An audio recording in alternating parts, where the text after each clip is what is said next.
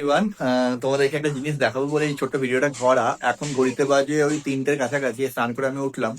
তো আমার হোয়াটসঅ্যাপে দেখি রাজরূপ মেসেজ করেছে। তো রাজরূপকে তো চেনো তোমরা অলরেডি। তো বন্ধুর বন্ধুত্ব দেখো কতটা, বা ভাই বন্ধুর ভালোবাসা দেখো, বন্ধুর যে টান সেটা কতটাই। সে আমাকে হোয়াটসঅ্যাপ করে লিখেছে যে ওর জন্য একটা গিফট পাঠাচ্ছি। তো আমি ভাবলাম কি গিফট না গিফট সেটা বুঝতে পারিনি। তো দেখি পোর্টার অ্যাপ্লিকেশনের মারফত ওর বাড়ি, আমার বাড়ি কিন্তু একদম কাছাকাছি নয়, বেশ খানিকটা দূরে।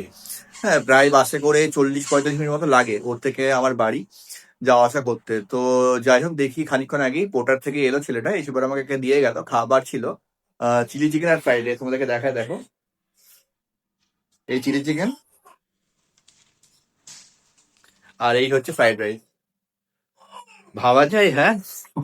ও আমার জন্য চিলি চিকেন বানিয়ে পরে অনলাইনটাও ডেলিভার করে দিয়েছে। হ্যাঁ, ভাবলি আমার অবাক লাগছে।